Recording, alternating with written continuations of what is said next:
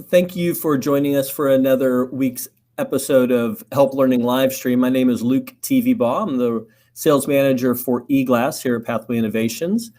Each week we have a renowned tech and learning type person to join us and give their take on technology in the classroom today. And so I want to remind you, and I'll introduce Marcia here in just a second, but I want to remind you that you can drop your questions down in the comments below and we will address those as we go. Also, if you're watching this at some time other than Tuesday evening, 4 p.m. Pacific, 7 p.m. Eastern, you're watching a restream, you can still comment below and we will get back to you with your questions answered or your comments addressed.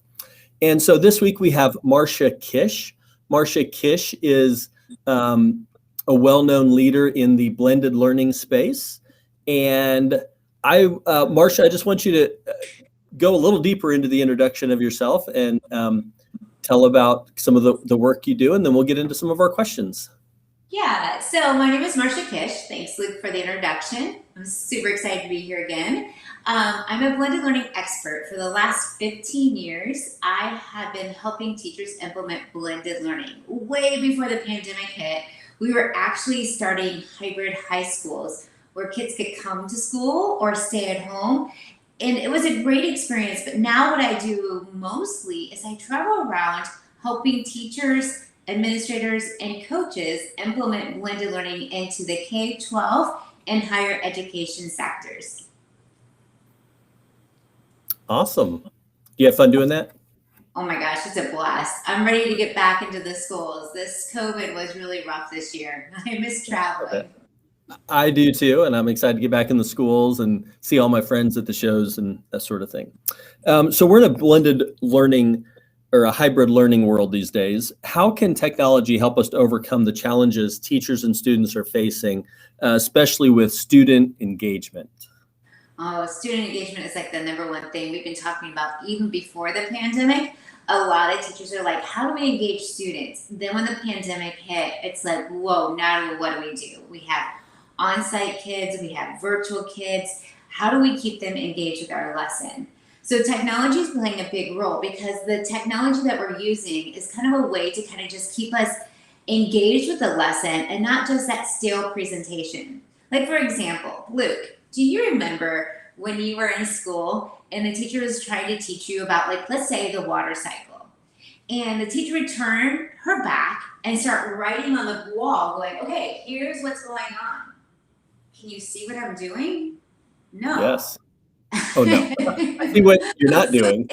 Here, but you couldn't hear what I was saying. You couldn't see what I was saying. And especially for ESL students or students that have hearing difficulties or students who are just that I need your eye contact. Now with some of the technologies such as EClass, we are able to really keep our eyes and our mouths focused right on the students so we can keep track of it. Now, let's talk about that water cycle.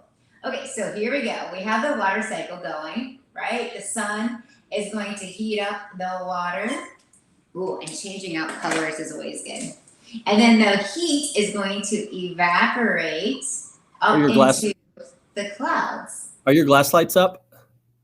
Yeah. Is that oh, there. Is that better? Yeah.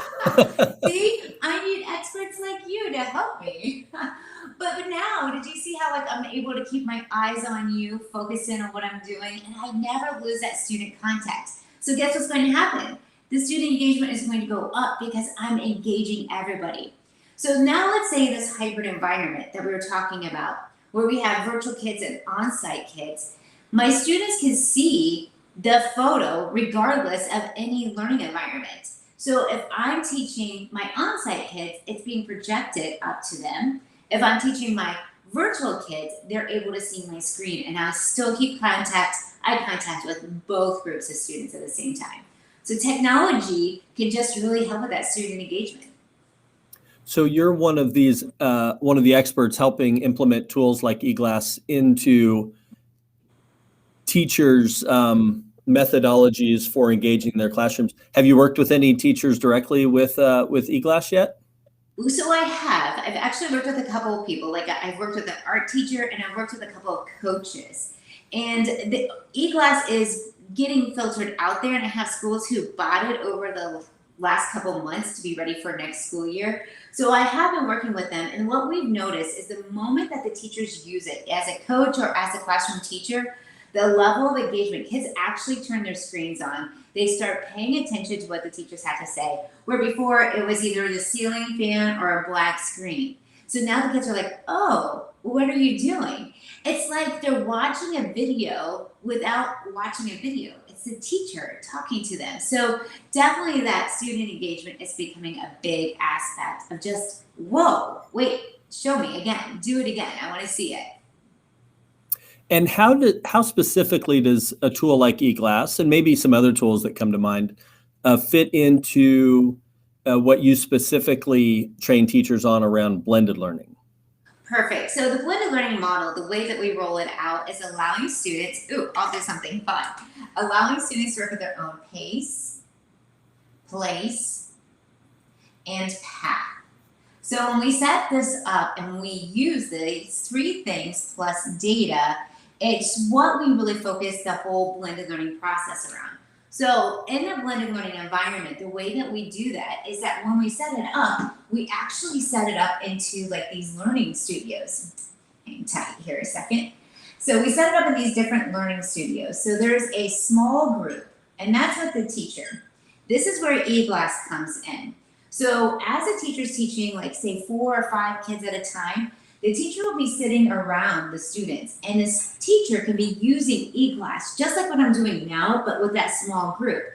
Again, keeping their eyes on the students and actually showing them how to solve 2x plus 5 equals, I don't know, say 20, okay?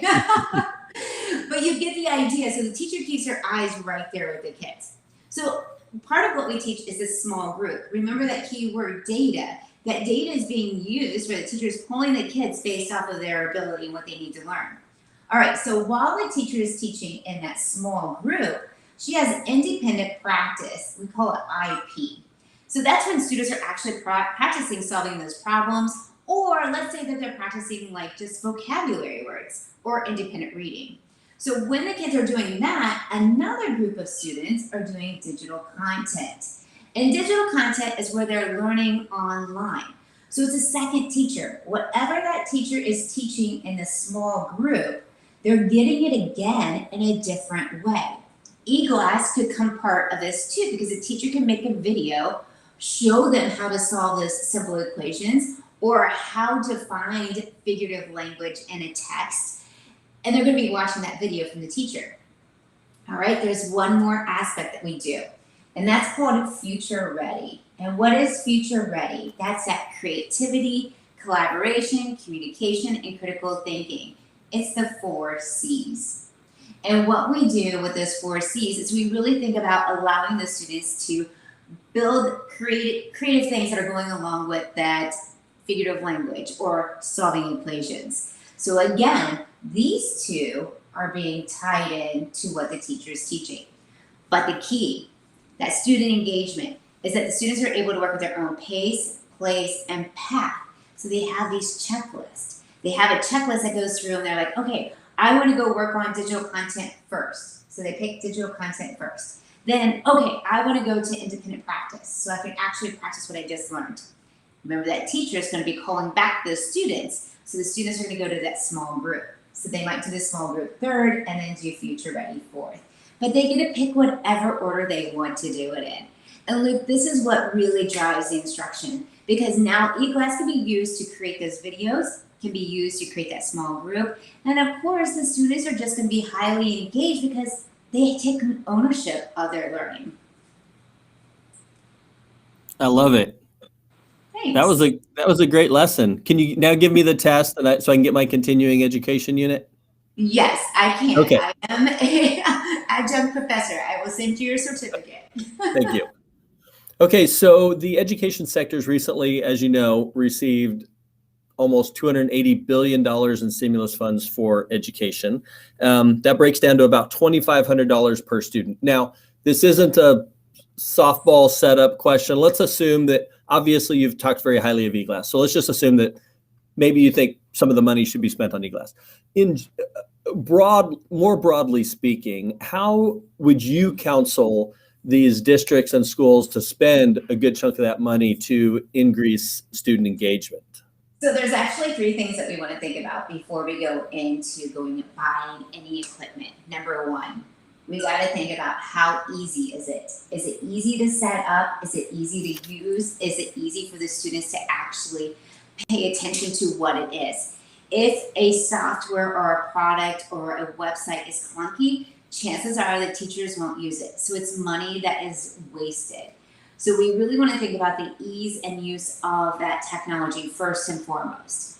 Number 2, the next thing we want to really think about is when we go and purchase these different devices, that it connects. Okay, now hang tight with me.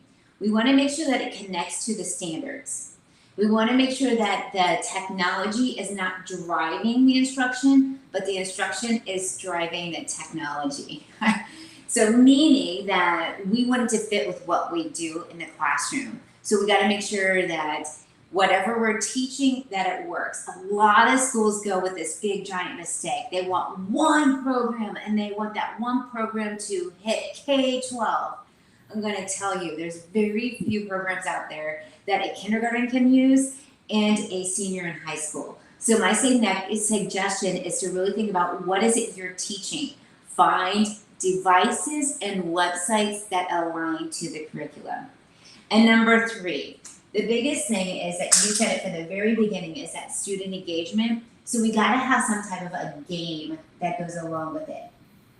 Gamification, anything that the students can compete, like going back and forth, like a little bit of a banter, or that they earn coins, or they earn, like, of course it's fake coins. But that whole gamification piece is going to really increase that student engagement as well. Not all websites, not all devices have that, but man, I could just think about this right now. If you and I are learning about the water cycle, I can use EClass and we can play a quick game of tic-tac-toe. If I get the right vocabulary word like evaporation correct, I get to put a place on the tic-tac-toe board.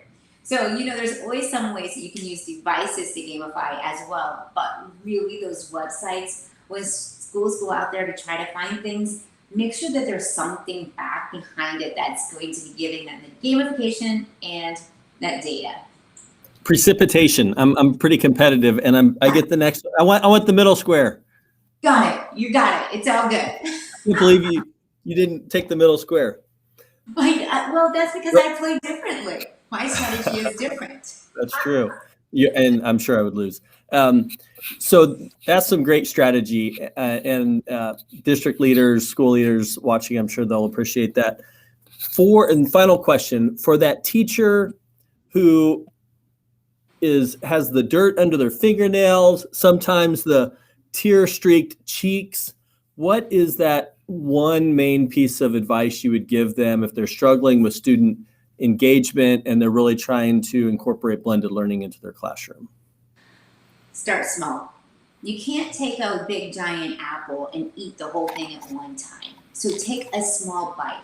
Figure out what is one thing that's going to get those students engaged that day, that week, that month, that semester. So really start small. There's a lot of things out there that have a lot of bells and whistles and it feels like super exciting and you want to get it, but you just got to find that one thing. Whatever that small little nugget is that you're going with, maybe it is a really cool device that you love and you're excited about. Maybe it's a website that's just going to be able to help enhance your lessons. But just pick one, start small, and then go on to try something else. Excellent. Marcia Kish, thank you so much. You're welcome. Thanks for having me. Anytime. Hey, and those of you who have tuned in, thank you so much for joining us again. Remember, next week, Tuesday, 4 p.m. Pacific, 7 p.m. Eastern, we'll be back here with another Help Learning live stream. Make sure you sign up for notifications on your favorite social platform where you're seeing this so that you don't miss another episode. And until then, thank you so much, and we'll see you next week.